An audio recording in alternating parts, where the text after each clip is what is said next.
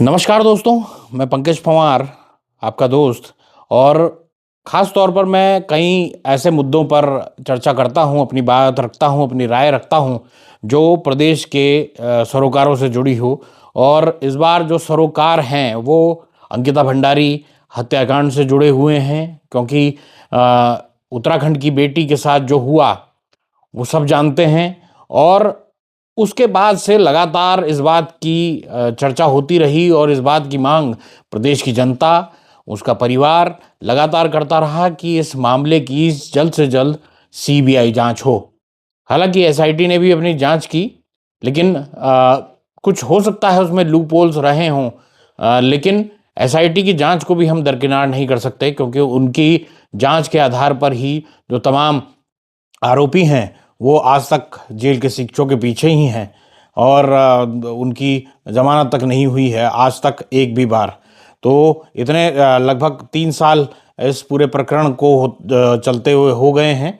लेकिन सबसे बड़ी बात यह है कि जनता जो चाहती है वो सरकार को करना चाहिए। जी हाँ, जनता ने चाहा। और ख़ास तौर पर तमाम लोगों ने, सामाजिक संगठनों ने, राजनीतिक दलों ने, चाहे उसमें कांग्रेस हो, यूकेडी हो, या फिर अन्य तमाम लोग जो इस पूरे प्रकरण से में जुटे हुए थे कि भाई सीबीआई जांच हो, तो सबके लिए एक सकारात्मक खबर ये है कि सीबीआई जांच की संस्तुति जो है वो प्रदेश की धामी सरकार ने कर दी है। जी हाँ, प्रदेश के मुख्यमंत्री पुष्कर सिंह धामी ने खुद अपना एक वीडियो जो उनका बाहर निकल के आया है, और उसमें उन्होंने सीधे तौर पर कहा है कि सरकार जो है वो सीबीआई जांच की संस्तुति कर दी है। सबसे पहले हम आपको वो वीडियो सुनाते हैं। स्वर्गीय बहन अंकिता भंडारी के साथ हुई दुर्भाग्यपूर्ण घटना की जानकारी मिलते ही राज्य सरकार ने, प्रशासन ने बिना किसी भेदभाव के पूरी पारदर्शिता के साथ, निष्पक्षता के साथ कार्रवाई प्रारंभ की। तत्काल एसआईटी का गठन एक महिला आईपीएस अधिकारी की लीडरशिप में किया गया और प्रकरण से जुड़े हुए सभी अभियुक्तों को शीघ्र गिरफ्तार किया गया। उसकी ठोस पैरवी माननीय न्यायालय में की गई। उसी का परिणाम हुआ कि ट्रायल के दौरान किसी भी अभियुक्त को जमानत नहीं मिली। एसआईटी द्वारा विवेचना के बाद अभियुक्तों के विरुद्ध चार्जशीट दाखिल की गई और निचली अदालत ने सुनवाई पूरी होने पर अभियुक्तों को आजीवन कारावास की सजा सुनाई। यह इस बात का प्रमाण है कि राज्य सरकार ने शुरू से लेकर अंत तक पारदर्शिता, दृढ़ता के साथ न्याय सुनिश्चित किया है। हाल के दिनों में सोशल मीडिया पर प्रसारित हुई ऑडियो क्लिप्स के संबंध में अलग अलग एफआईआर दर्ज की गई हैं, जिसकी जांच जारी है। कुछ लोगों ने इस दौरान अपने राजनीतिक उद्देश्यों की पूर्ति के लिए भ्रामक स्थितियां पैदा करने का प्रयास किया है, प्रदेश में भ्रम की स्थिति पैदा करने का काम किया है। ऐसे में सरकार का दायित्व है कि देवतुल्य जनता को इस स्थिति से निकाला जाए, उनकी भावनाओं का सम्मान किया जाए। और हमने सोचा कि सबसे ज़्यादा पीड़ित पक्ष उनके माता पिता हैं और उनका पक्ष जरूर जानना चाहिए। मैंने उनके माता पिता से बात की है और उन्हीं के द्वारा बातचीत में कहा गया है कि सीबीआई की जांच होनी चाहिए इस प्रकरण में, जिसका सम्मान करते हुए हम इस मामले की जांच सीबीआई से कराने की संस्तुति कर रहे हैं। हमने पहले भी न्याय सुनिश्चित किया है और आगे भी पूरी प्रतिबद्धता के साथ, दृढ़ता के साथ हम स्वर्गीय बहन अंकिता को न्याय दिलाने के लिए संकल्पबद्ध हैं। और बहन बेटियों की सुरक्षा हमारी सर्वोच्च प्राथमिकता है। उनके विरुद्ध किसी प्रकार का अपराध सहन नहीं किया जाएगा और अपराधियों को ऐसी सजा मिलेगी जो समाज के लिए भी एक नजीर बनेगी। तो दोस्तों, सुना आपने मुख्यमंत्री पुष्कर सिंह धामी ने जो कुछ कहा, उसको आप सब इसको मान भी रहे होंगे और जान भी रहे होंगे कि सरकार ने इस निर्णय पर आने के लिए कितना कुछ मंथन किया है। और जैसा मैं लगभग 2 दिन पहले ही कह दिया था, क्योंकि मुख्यमंत्री पुष्कर सिंह धामी ने जब ये कहा था कि वो अंकिता के परिजनों से मिलेंगे और वो जो कहेंगे तो उनके कहे के अनुसार जो है सीबीआई जांच की संस्तुति करेंगे। कई लोगों ने इस पर आपत्ति जताई कि अब उनके कंधे पर जांच की बात कर रहे हैं, उनके कंधे पर छोड़ देंगे, ये कर देंगे। लेकिन मैंने उस दिन भी कहा था कि सरकार जो है वो सीबीआई जांच की तरफ बढ़ गई है और सीबीआई जांच होकर रहेगी और सरकार अपनी तरफ से संस्तुति देगी। जी हाँ, सरकार ने खुद मुख्यमंत्री से अंकिता के परिजन मिले और उन्होंने भी सीबीआई जांच की मांग की, जिसको अनसुना मुख्यमंत्री ने नहीं किया और सीधे तौर पर तमाम मंथनों के बाद, क्योंकि इस पूरे मसले पर लॉ विभाग और तमाम उससे मंथन जो है वो काफ़ी देर तक किया गया, काफ़ी समय तक किया गया, तो उसके बाद जाके जो है सरकार इस नतीजे पर पहुंची कि अब सीबीआई जांच कर देनी चाहिए। क्योंकि देखिए इसमें कई प्रकरण हैं, क्योंकि जब हम निचली अदालत है और निचली अदालत ने इस पूरे प्रकरण में जो तीनों आरोपी हैं उनको उम्र कैद की सज़ा दी है और जमानत के लिए जो तमाम आरोपी हैं वो हाई कोर्ट में उन्होंने दस्तक दी है।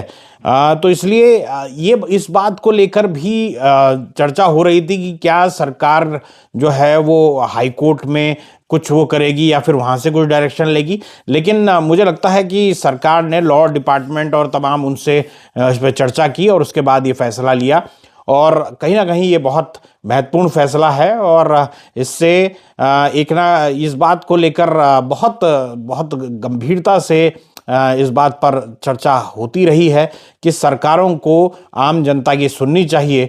और इस प्रकरण से भी एक और जो फैसला हुआ उससे भी ऐसा लगता है कि अभी वो जो प्रक्रिया है कि जनता की सरकार वो अभी ख़त्म नहीं हुई है।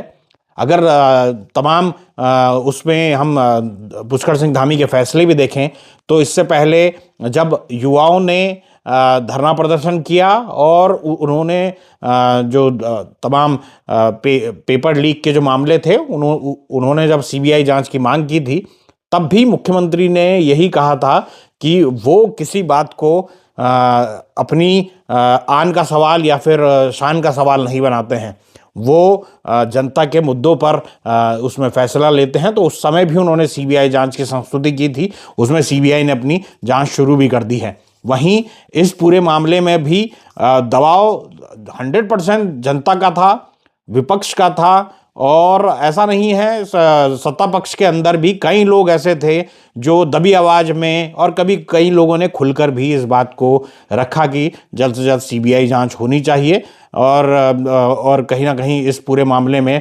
पटाक्षेप होना चाहिए।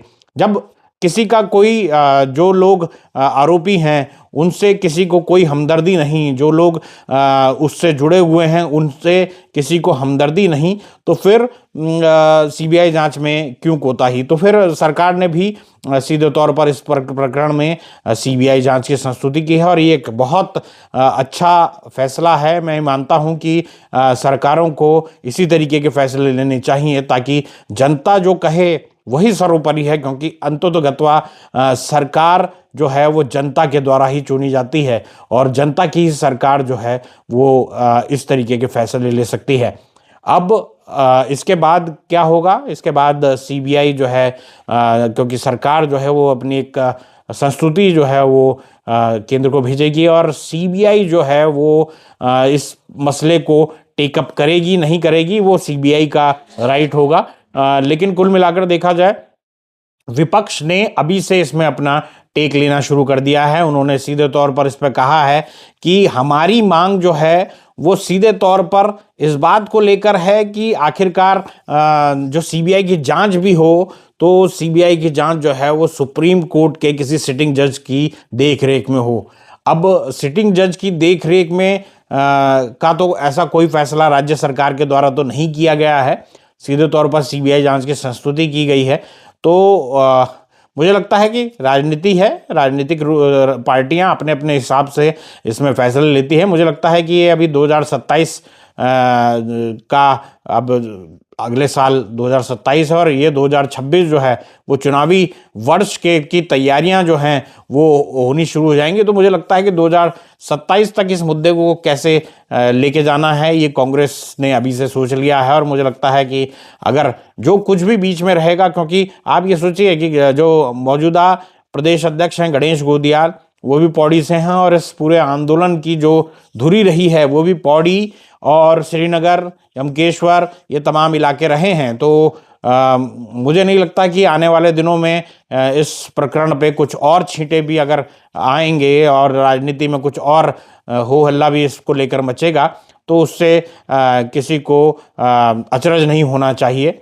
अब रही बात वीआईपी की, वीआईपी कौन है, कैसा है और क्या उसकी संलिप्तता कितनी थी और उसके क्या उसकी संलिप्तता के कारण ही अंकिता की जो हत्या हुई है वो हुई, तो ये तमाम चीज़ें जो हैं वो आने वाले समय में अगर सीबीआई इस पूरे प्रकरण की को अपने उसमें टेकअप करती है और उसकी जांच करती है, तो मुझे लगता है कि जो टूटी हुई कड़ियां हैं वो भी काफ़ी हद तक जुड़ेंगी और जो भी वो अगर कहा जाए वीआईपी हो, तो मुझे लगता है उसका भी नाम सामने आना चाहिए, ताकि अंकिता भंडारी जो हमारे उत्तराखंड की बेटी है उसको पूर्ण न्याय मिले। और पूर्ण न्याय जो है वो हर तरीके से मिलना चाहिए। उसमें ये नहीं होना चाहिए कि ये चीज़ें छोड़ दी गई, वो चीज़ें छोड़ दी गई। सब चीज़ एक एक, ताकि भविष्य में, और ये एक तरीके से नज़ीर बननी ही चाहिए, ताकि भविष्य में